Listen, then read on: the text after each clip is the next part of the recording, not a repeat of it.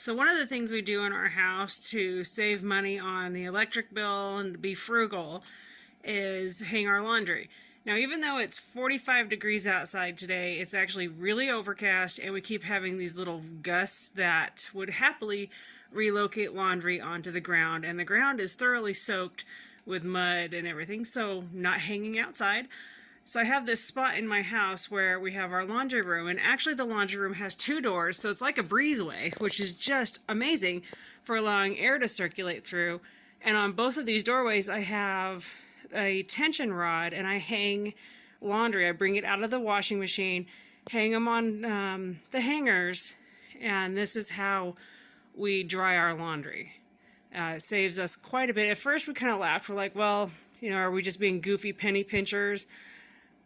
And then we started comparing our monthly bills, so when we started, I wish I had it in front of me, but when we started it, it was like the first month, I think we saved $25-ish on our power bill, and that was because I was still running some loads in the dryer, and then I figured out how to do even more things without the dryer, and then there's been some months where I get lazy, and I run the dryer, and we look at the power bill, and it's like, oh wow, okay, so not crazy. So anyway, it's really simple to do. Any doorway that you've got, you could just hang a tension rod and then hang your laundry, and it works just perfectly. And yeah, you're probably like, oh my goodness, these things are really tight together, but they're not heavy duty clothing. If it was more heavy duty, or the towels, I would give them more room. Like there's a towel here, but these are really lightweight. And I have the other doorway too for anything that's needing more air room, that I just use the other doorway. And even though these are the only 2 doorways that have the tension rod, if I'm doing a whole lot, I will actually take a hanger and I'll hook it on a doorway right there, and it'll just hang on right there, and I'll dry laundry in other doorways. So it also cuts back on the amount of time I have to spend ironing. Like this shirt, I still have to iron it, but I come over and I kind of pull on it to get the wrinkles out as best as I can. But t-shirts, I don't have to iron the t-shirts when I do it this way. I just make sure the sleeves aren't turned in. So it saves me time on ironing when I'm doing the laundry this way, especially the shirts. But like I said, like this shirt, it's annoying. It just loves to wrinkle. So this one, I know I have to iron it anyway. So there you go. If you're looking for a frugal way to save some money at home, check out doing this. It's really simple, really easy. And it also makes putting laundry away super easy. I can actually tell my kids, I'm like, go get your stuff. And they can come in here, get it off the hanger, and instead of it going like when we use the dryer, of course, you put it in a hamper, it's in a pile now, and then you're trying to get through it as quickly as you can, or with kiddos at their rate, and then it's, what else is wrinkled? Now you got to take the time to de-wrinkle everything, iron it out. So, like doing this, I'm like, okay, go get your laundry, and, look, these pants are pretty much pre-folded, in a sense. All they gotta do is, Henry just pulls them off of here, gives them a good flick, shakes them out real quick, and then he hangs them and takes and puts them away.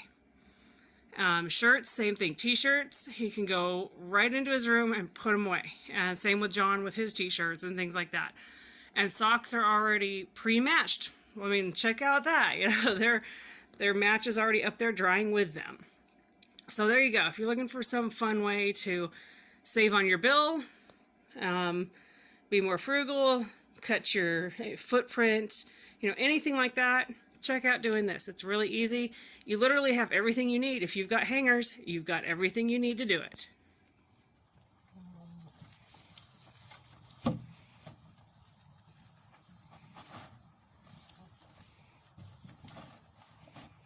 Aurora, you're being bossy.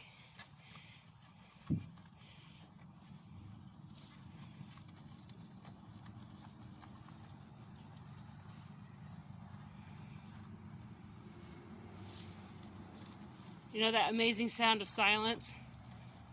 I remembered to feed the piglet first. Aurora, my goodness, there is plenty for everybody. She wants anything that could be potentially the most prime piece. She's got to have it. You're being naughty. The weather's nice and warm today. It's about 45 degrees versus the 30s we had that felt like 20s. So she's just absolutely feeling like a stinker. She's being a brat. Spring fever. The only time you'll find Piglet quiet, when she's eating. It's true. So this year, I'm devoting this garden bed here to the Mel Bartholomew square foot gardening method. I used to do that a lot many years ago. Got away from it when we moved. I mean, I shouldn't say got away from it completely. I still practiced it, but not exactly.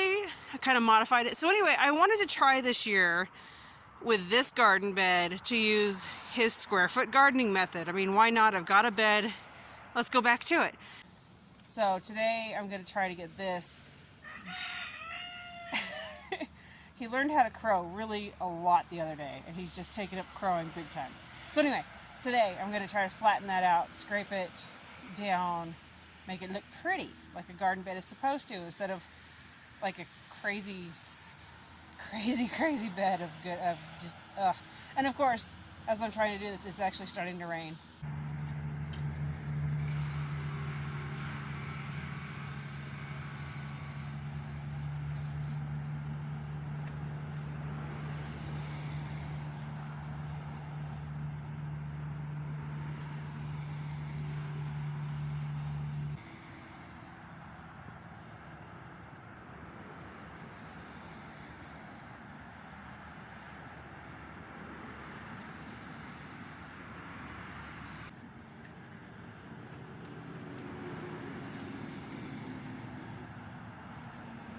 Well, I was afraid that was going to be more frozen and a lot harder than it was, but actually that is going to go out really well. That's not, I mean, it's really clumpy, as you can see. When I pulled this out of our goat pen, I actually used that same pitchfork you just saw me using. So it came out in clumps instead of like I usually prefer to do it, where I use the rototiller and then scoop with a shovel. So the next plan of action is I need to get in here and get all the grass pulled that's growing. I'll give that to the chickens. Good timing, buddy. It's starting to rain. Yeah.